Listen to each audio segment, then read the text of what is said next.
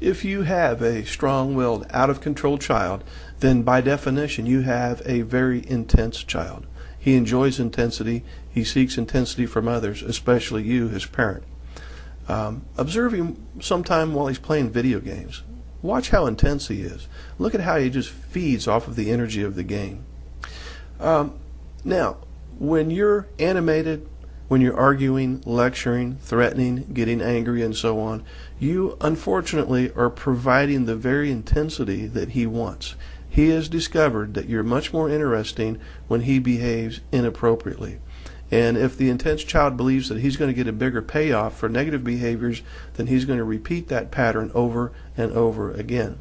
Now, intense kids are not out to get you as the parent, but they are out to get your energy, and they want you to be exciting to them. You could think of it as you, in a way, are your child's favorite toy or your child's favorite video game. And unfortunately, you are much more exciting when things are going wrong.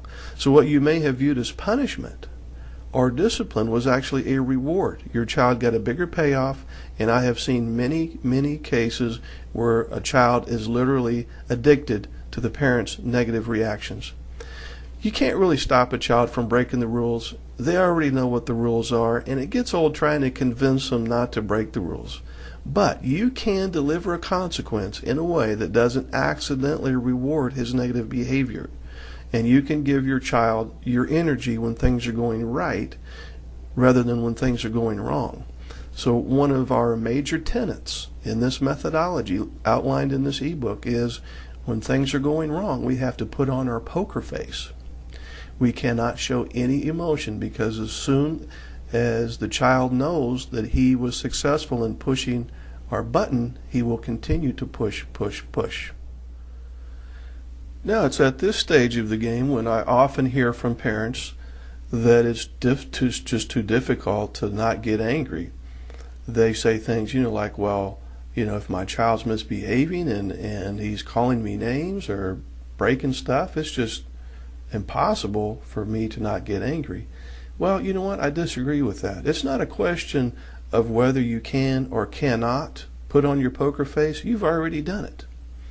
There's been times when you've gone to a restaurant and you've paid good money for a meal and you got lousy service and lousy food, and the waitress came by and asked you if everything was fine, and you put on your poker face and smiled and said, yes, everything's fine.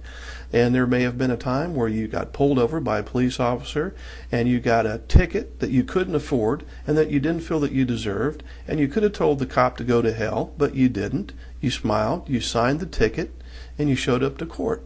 So it's not a question of whether you can or can't wear your poker face. You've already done it. It's possible. I know that it's hard. But you have to, when things are going wrong, you have to act as if you're unaffected. The reason being is because as soon as the child sees that you're upset, he knows he's winning. He knows he still has a chance. He knows he still might be able to whittle your no into a maybe and then into a yes. And then he, again, has figured out a way to get his way.